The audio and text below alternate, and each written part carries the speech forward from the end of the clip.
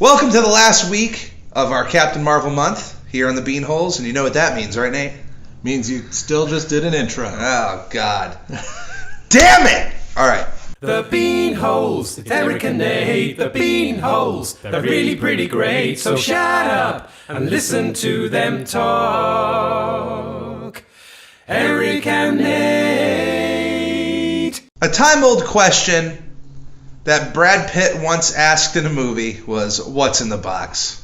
And today we're going to answer that question. All right. Yeah, we are finishing up our Captain Marvel month, our month of Marvel, but every month is a month of Marvel with Pretty us much, yeah. lately. Can't escape it. Eventually, Marvel is going to be releasing a movie every month. I don't think that's going to happen. I think they are never going to do more than 3. I think they're easing back to 2. Yeah. I think they've said that. Anyway, so we're going to be pulling stuff out of the box, pulling out topics to talk about, talk picks, and I'm excited. I am too. So let's start this off the proper way. Put your hand in my box. Don't walk. Novar. All right, Novar. Novar is one of the many people who have held the name of Captain Marvel within the Marvel Comics universe in Earth 616. So, he's not one of the ones that we know a lot about. So I'm going to cheat, pull up some notes here. Because you don't know it all, right? I know everything there is to know about Novar. But I'm testing okay. you. Oh, you're testing me. Yeah. All right. Got about a D right now. You what? Oh, I've got a D? You've got a D. All right, well, how about this? Novar is a fictional superhero appearing in American comic books. Novar, no problem. In the Dark Reign storyline in Marvel Comics, Novar he joined the Dark Avengers. The Dark Avengers. Love him. And went by Captain Marvel. He quit the team on discovering that they were all villains. Wait a minute. You're all bad guys? And they're like, yeah. That's why we're called the Dark Avengers. And he goes, oh, I just thought you guys were more into emo music. I'm leaving. Anyway, he was contacted by the Supreme Intelligence and given a copy of the original Marvel's Negabands, which is one of the things that gave him his powers. And he took on the name Protector rather than Captain Marvel because Supreme Intelligence told him he should be the Earth's new projector. You're the new projector. So that's Supreme Intelligence. Supreme Intelligence. Pretty sure that's the the governing body of the Kree. I'll have to look into that, but not I guarantee you that guy doesn't know everything. Well, it didn't say all-knowing Supreme Intelligence. Right. It's just really... I would want to find that one part where he doesn't know something, and then you're just like, Supreme Intelligence. I think it just means that he's smart and there's sour cream and tomatoes. All right, what's in the box for me? I've got complaints about the costume in Set Pick. Yeah, that was the big. MCU movie coming up. Lots of people had problems because it was a green costume rather than the red, gold, and blue.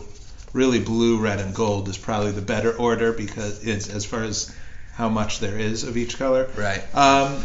Because the first Set Picks were the Kree version of the costume. Yeah, which presumably I think every member of the team that Carol Danvers is a part of will be sporting some version of that costume. Yeah, and I remember people at the time, comics fans, actually were correcting people upset about this, which then you can tell the amount of people who didn't know comic books altogether getting upset at these Set Picks. Yeah. I would say the largest number of complaints were like, you couldn't even make it fit her right. It's all saggy around the butt.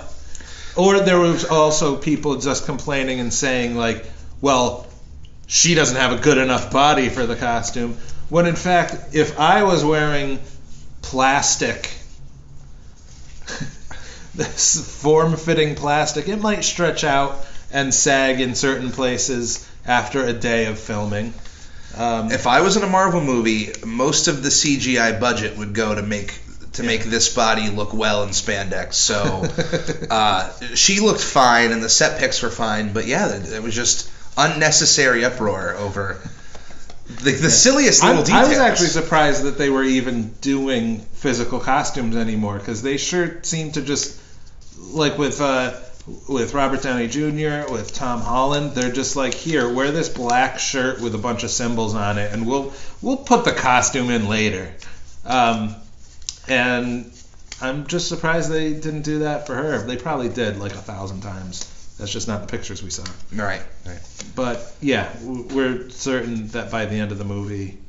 Yeah, I mean, the trailers have shown both costumes, the green and then the blue and red and gold. So we'll be fine. Don't complain, people. I don't want to be off camera when I pull this out. That's why I held it on camera. Man, I am scoring today. Let's go to the casino. Knur. Maybe Nur. Anyway. That might be, if you're choking on something, that might be something that might come out of your throat. Like, hey, are you okay? And you're like, Knur.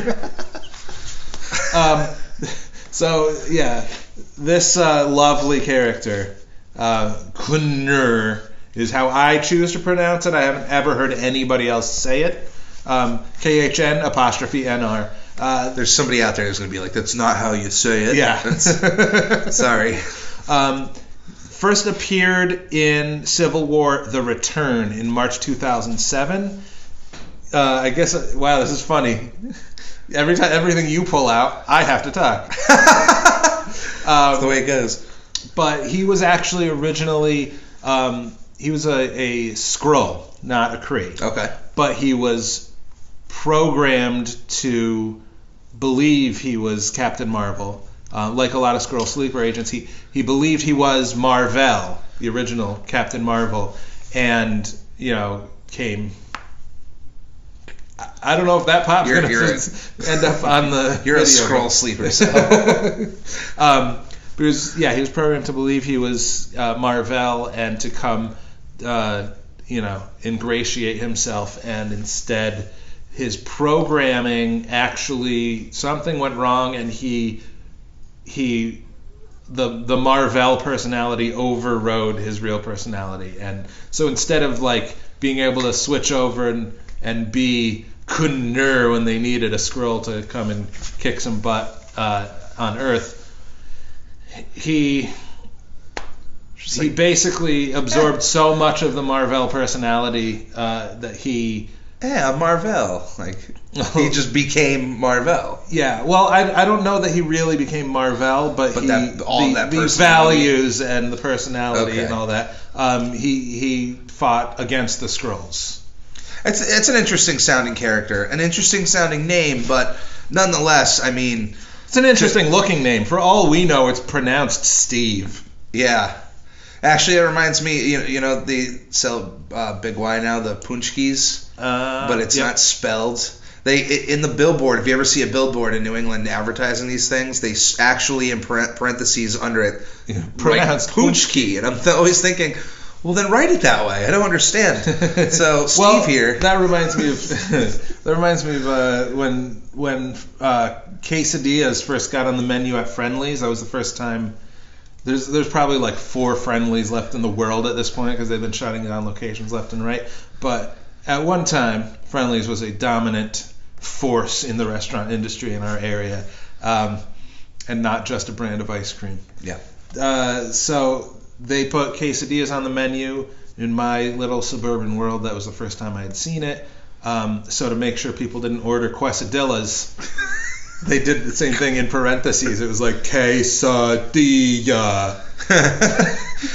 And I always ordered it like that. If you have to write parentheses to tell someone how to say something, you're spelling it wrong then, in my opinion. Or, just like tell the servers to be like, hey, have you tried our new quesadillas? Yeah, to say it enough.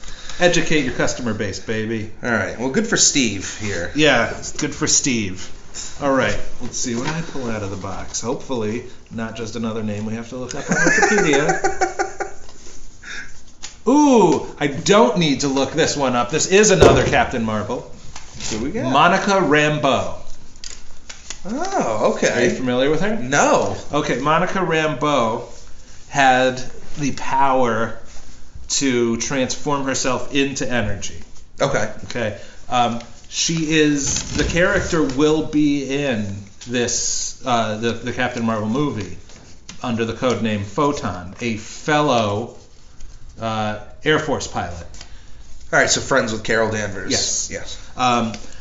So Monica Rambeau in the comics took on the name Captain Marvel, eventually switched over to the name Photon, and ceded the Captain Marvel name to Ms. Danvers once again.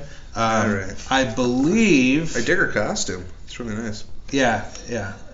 It's like it's similar. You should show one of these pictures here. I am pulling this up. It's similar to the design of the Carol Danvers Captain Marvel costume, but it's I believe it's supposed to be black and white, but in some of the pictures it looks like it's a very dark green. But I think that's just like Spider-Man's costume was originally supposed to be black and red, and they used blue for highlights, making people think it was blue and red.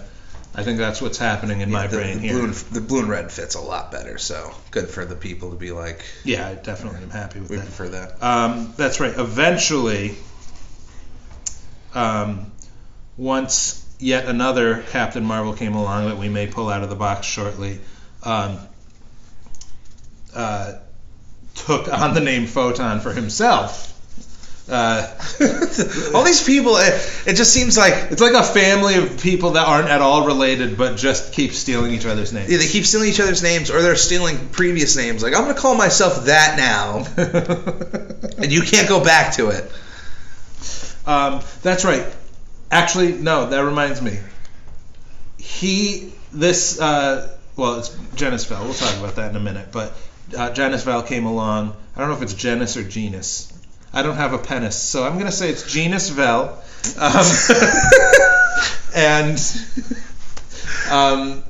He came along, and he's the one that she ceded the Captain Marvel name to. But then he gave that up to Carol Danvers again, and then he was like, well, I guess I take that chick's name again. And so, yeah, she became Pulsar after that. He became Photon. And all these name changes, it's just like some other superpowered being come in and going, well, I'm Captain America, and Steve Rogers going, no, you're not. Well, actually, that's happened as well. That has, okay. It was the government went to him and was like, you're not Captain America anymore. And is that when he became the Nomad? Yeah. There's actually quite a few times it happened. I don't know about quite a few times. I know it happened in like the 70s, and then it happened again in the 90s, I believe. Your turn. It is. Let's hope I don't pick out a... I hope you do. Miss Marvel. Okay, it's Ms. Marvel. The only reason I correct you... I don't work for her. No, the reason I correct you is because this was Carol Danvers' original name, original superhero code name, and I'm talking for you again. Definitely no. You're making a good introduction, even though we don't do intros anymore. If I'm not mistaken, this was Marvel's first big superpowered female character. Yes. And that's why they went with Ms. because Miss is a diminutive. It's considered, and you're not really considered an adult. At least it's implied with the character. Ms. Well, no, you're like Miss is for girls, Mrs. is for married women, and somewhere along the way we were like, Ms. is for a woman who is not simply being absorbed into the identity of a man, but is an adult woman, single or otherwise, who chooses to be known by her own identity. So, of course, she named herself Ms. Marvel because she was just a carbon copy of Captain Marvel. Yeah. So that's a weird choice that they made, but that's why they... They eventually corrected it, and Carol got the Captain Marvel name to herself. There have been others. Other Ms. Marvels. Yes. Well, we don't need to go through all of them, but of course Kamala Khan. No, there are no others in the box because this is Captain Marvel. Kamala Khan is the current... Right now it's 2019, so if you're ever seeing this in the future, that could change. But Kamala Khan is the current Ms. Marvel, and her powers are different compared to absolutely previous incarnations, where she's more of a plastic man, Mr. Fantastic type character. I know her limbs; she can increase the size of her fists, and she's got like stretchy arms and whatnot. But I've never read any of the books with her, but I do know a lot of the people who have fallen in love with that character. You're just going to be like, I don't read her comic books, but I know people who have. No, yeah. End of discussion. I worked at a previous job. I worked with someone who almost exclusively read her books and absolutely fell in love with the character. And I've a ton of people online, same thing. So I know she is a fan favorite. I'm just looking this up to check. Ms. Marvel, the Kamala Khan version. I'm just looking this up. Just because of her powers, it seems like she may have... I don't know why you just search Kamala Khan. That's a good point. I should search Kamala Khan, not the name that like 5 or 6 other women have held. But as you say, she can stretch and expand limbs and all that. So I'm just wondering if she got her powers from a scroll in the same way that Captain Marvel, or that Carol Danvers got her power from the Kree. Yeah, because it sure sounds like Super Skrull. And her abilities are shapeshifting, healing factor. Oh, she's an Inhuman. Okay, so it doesn't look like she got the powers directly from a scroll. I only knew about the Super Skrull from Marvel vs. Capcom 3 when Capcom didn't want to... Apparently they didn't want to put in the Fantastic Four, so they put in the Super Skrull who had all the Fantastic Four powers. It's really interesting that in Fantastic Four Rise of the Silver Surfer... It's like, peace, we're done. That they basically turned Johnny Storm into Super Skrull. Oh yeah, at the end he absorbed all their powers. Anywho, I guess it's my turn to stick my hand in the box. Not another name at all. What do we got? Will her place in the MCU feel unearned? Yeah, that's a concern I've had because you mentioned this before we started filming, and it did. I have been thinking about it, where she's pretty much being set to be one of the leaders in the MCU, and where the public is being prepared for this pretty well, and I think a lot of people will be very excited, myself included, to have a very powerful female superhero join the group. But it doesn't. The question though might not even come down to her gender, but just that that's not what it is at all. It's just a new character being thrust. If you aren't reading all the news stories about what she will be doing and who she is, if you just watch the movies, it's going to be like nothing. A teaser of a coming movie in a post-credit scene, one movie, and then bam.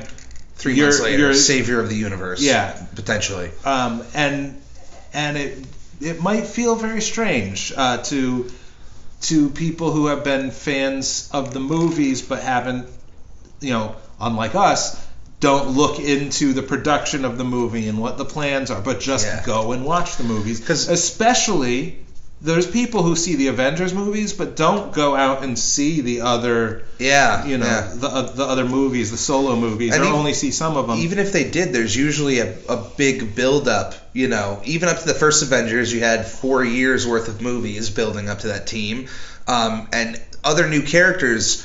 Such as Black Panther, they introduced in kind of a team movie and then got his own movie and then appeared in Avengers Infinity War, but then wasn't put into the forefront of like, all right, this is the big guy saving everybody. Right. They used the location as, like half the movie was in Wakanda. But like the Black Panther almost did nothing in Avengers Infinity War. He was just there to kind of be his people did quite a lot. Yeah, they served as the people to get mowed down. The country of Wakanda was more of a character itself in Infinity War than Black Panther. But yeah, Carol Danvers is ready to be pushed as the future, and I'm okay with that. Like you said, we know all the stuff going on behind the scenes, and we've been prepared for this. But yeah, it might seem weird how she.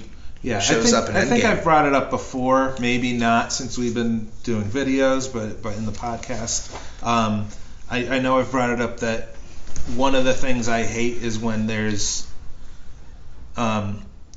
something that I think is like a cheap move in making a movie is when something comes in that doesn't make sense within the context of only the movie. So, like at the end of Split. All right. Spoiler alert for the Unbreakable. You must know by now, or else not care. And a Split, you get Bruce Willis at the end in a. Is it post credits or? No, it's right before the credits. It's just the end. Yeah. So the end of the movie, the big M. Night Shyamalan twist, is some guy that was in another movie is there. In this movie. Yeah. It had nothing to do with the rest of what was going on. If you never watched Unbreakable or never even heard about it and you went and saw Split, that end part makes zero sense to you. Yeah. You're like, but if you did, it's the coolest M. Night Shyamalan twist ever. Yeah. So it's just, to me, if I go and watch Avengers Endgame and Captain Marvel shows up halfway through the movie and kicks Thanos' butt and there's no explanation of who she is or anything. It's going to feel weird. I don't think that's what's going to happen. I hope it doesn't. As an example. At the end of the story mode of Super Smash Brothers Brawl, all of the characters are together about to fight the big bad guy, literally right before the final boss battle, and all of a sudden this ball shoots through the wings of the bad guy, and it's Sonic who just shows up out of nowhere in this realm and is just like, I'm here to help. Yeah. I feel like that's what's going to happen with Captain Marvel. Like, I feel like there's going to come to a point and she shows up out of absolute nowhere and starts helping. Yeah. And I think that's going to stink. In my opinion, that and even worse, first of all, if she doesn't even show up at all, and then the next Avengers movie, she's just the leader. Yeah. Which I expect to be the case, but hopefully they do it in a way that is earned within each movie. Right. That's all that's what we ask for it to make sense. And I thought they did a pretty good job of doing that with all the characters. Even if people didn't see Guardians of the Galaxy, it still fit in. It is your turn, isn't it? It is. Trying to take my time in the box. I'll just talk through this one anyway. Oh, Genus Vel. Hey! Or Genus. Or Genus. You don't really know. So, I don't need to look this up. Because he knows about Genus this one. Vel was the genetically engineered son of Mar-Vell. Okay. And his trying to remember his love interest. I know it's not Euphonia, but it sure seemed similar. I'll look that part up for you. You need to know his love interest. You need to. He originally went by the codename Legacy. Genius Val did. Elysius. Yes, he was genetically engineered son of Mar-Vell and Elysius, but Marvell was dead at the time, so it was like cell samples that were already taken. So yeah, has the cosmic awareness, has the negabands, has a lot of the same powers as Captain Marvel. Did he, version. other than Legacy, did he ever don the Captain Marvel Oh, name? absolutely, absolutely. So he's the one that I told you about with Monica Rambeau. She was like, "Oh, okay, you're like a half clone of Captain Marvel, the original one. You go ahead and take your dad's name. I'll be Photon." And then he was like, "Yeah, so anyway, Carol Danvers came. She wanted that name back. So I'm taking your name now, and you have to have another name." And then she's like, "No, you can't do that." And he's like, "You already gave me your name once. Why can't you do it a second time?" Which is a good point. Take Photon. So at one point, he joined the Thunderbolts, which was great team name. Do you know about the Thunderbolts? Slightly, but yeah, I love that team name. So original Thunderbolts were put together by, I believe, Baron Zemo, Captain America villain. Not just a Captain America villain, but I think originally a Captain America villain. Yeah. And he basically was like, to the world, was like, we're a bunch of bad guys, but we want to be good guys now. And of course, what everybody feared was true. It was all just a ruse. But that we'll get into another time, if and when they finally do a Thunderbolts movie or a Thunderbolts series. It'll happen eventually. Yeah. Freeform. So, freeform. No, what I really want is for someday for the DC Universe streaming series to be hard up for content and to start making Marvel shows. They're just like, we have to go into this Marvel stuff from Disney. But anyway, Genius Bell had died but resurrected himself with the help of Baron Zemo, and somehow that sounds like someone else did it for him and he didn't do it himself because he was dead. He's just got like a Trump ego. He's like, I did it, everyone. It's like if you went down with a heart attack and the paramedics come in and resurrect you and you're like, I did that myself. Like. Anyway, let's see. Couple things to know. So yeah, he died and was resurrected. Somehow linked him to the end of time and accelerated the death of the universe, and then he had to like reboot the whole universe, leading to minor changes, including the fact that in the new universe, the clone or the genetically engineered offspring of Marvel was a girl. So now he had a younger sister because he was outside the universe. Then he helped restart the universe, and he got back in there. Weird superhero bullcrap. Is what it all came down to. Sounds like it. So there's that. Also, way before any of that, he was like bonded to Rick Jones. Originally, Bruce Banner's friend. He was Bruce. Yeah, the reason Bruce Banner went out and became the Hulk in the first place was to protect Rick Jones, a teenager on a motorbike who had decided to ride his bike through the gamma bomb testing range. Oh God, sometimes I don't know how I ever got to like superhero comics. They just get so silly sometimes. Like, well, they explain this. I need to explain this. That's why certain characters just don't get popular, and eventually they'll get rebooted into something that makes a lot more sense that people can catch on to. Gamma bomb. No, it's just not good. Well, what? That's the part that you... No. I was thinking the end part was just so silly. It was silly to me. But yeah, basically, like, I think originally Bruce Banner ran out and like absorbed all the radiation himself, but like by protecting the kid. I don't know. Is it my turn? Your turn? It's your turn. Make this our last one. What are we ending on? The de-aging CGI on Sammy and the Clarkster. That's what's written down here. Of course. I think it's great. Yeah. It looks good. Well, I the reason it's written as CGI is because I want to talk about the fact that everybody just assumes it's CGI. Yeah. But the way that Marvel was able to... Samuel Jackson has such good genes that if he concentrates hard enough, he will actually look 30 years younger. No, actually, Paul Rudd went into the quantum zone and stopped Samuel L. Jackson from becoming addicted to crack in his younger years, and he now just looks much younger. And then after the movie was done, Samuel Jackson was like, "Can you go back and reverse that?" But as many people already know, Samuel L. Jackson and Clark Gregg, aka Agent Coulson, have been de-aged for the Captain Marvel movie because this takes place in the 90s, and that's great. But a lot of people assume it's all CGI, and the fact is, one of the ways that Marvel took huge strides forward in de-aging people for Guardians of the Galaxy 2. They did it with Kurt Russell. Yeah.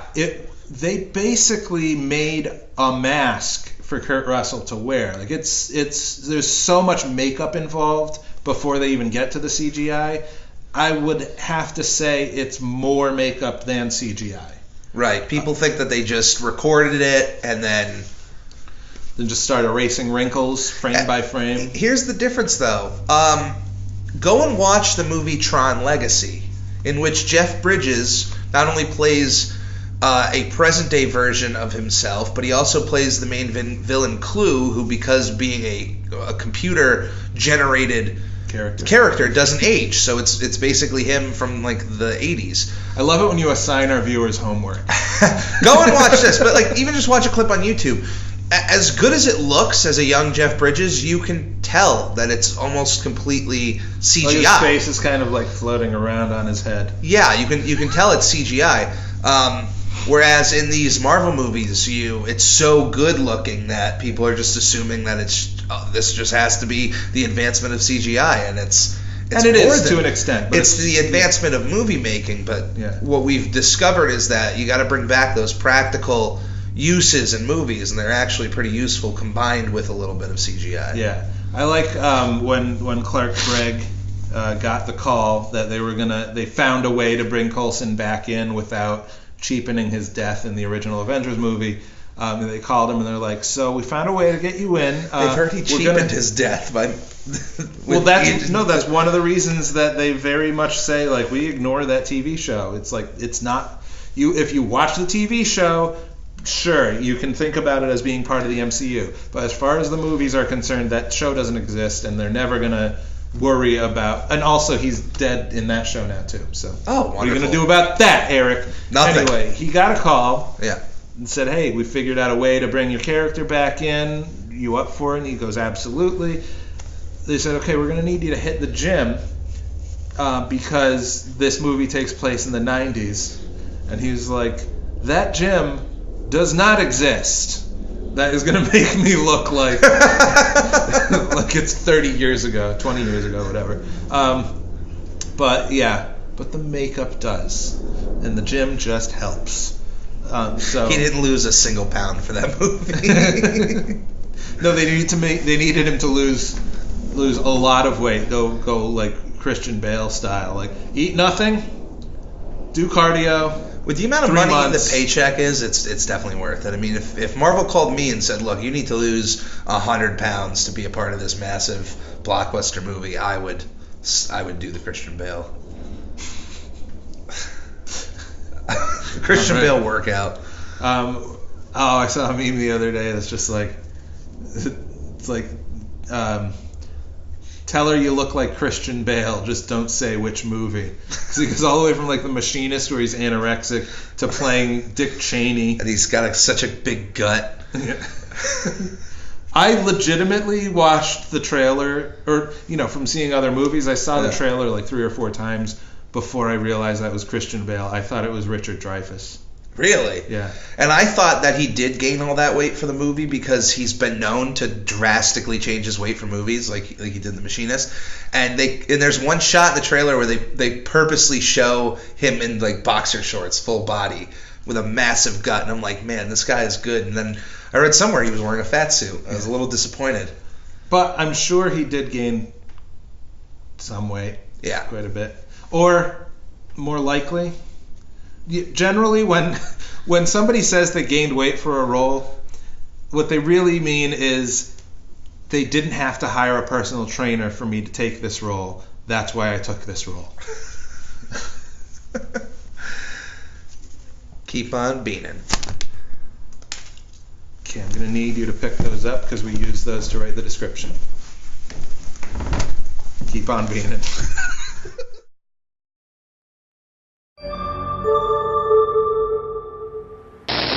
The Bean Holes. Look it up.